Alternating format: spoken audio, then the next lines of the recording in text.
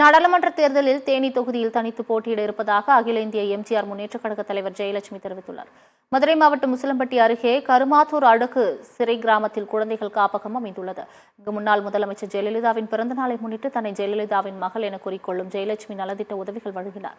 இதனைத் தொடர்ந்து செய்தியாளர்களை சந்தித்த அவர் வரும் நாடாளுமன்ற தேர்தலில் தேனியில் சுயேட்சையாக போட்டியிட இருப்பதாக கூறினார். எந்த ஒரு உருட்டல் மிரட்டல்களுக்கும் தான் அஞ்சுவதில்லை என்று குறிப்பிட்ட அவர் அரசால் தடை செய்யப்பட்டுள்ள தனது கட்சி சின்னத்தை விரைவில் மீட்டெடுக்க உள்ளதாகவும் தெரிவித்தார்.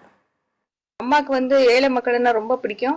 அதே மாதிரி இங்க நான் இதுக்கெல்லாம் ஒரு கிஃப்ட் பண்ணணும், குழந்தைகளை பார்க்கணும் சொல்லி என்ன ரிக்வெஸ்ட் பண்ணிக்கிட்டாங்க. ஸோ இங்க பார்த்ததுல ரொம்ப எனக்கு இதா இருக்கு, என்ன சொல்றதுன்னே தெரியல, அந்த அளவுக்கு இருக்கு. ஆனா நான் இப்ப இங்க பார்த்துட்டு நெக்ஸ்ட் எங்க அம்மா என்ன உதவி பண்ணாங்களோ, ஏழைகள் மக்களுக்காக என்னென்ன செஞ்சாங்களோ அதெல்லாம் நானும் தொடர்ச்சியா பண்ணுவேன்.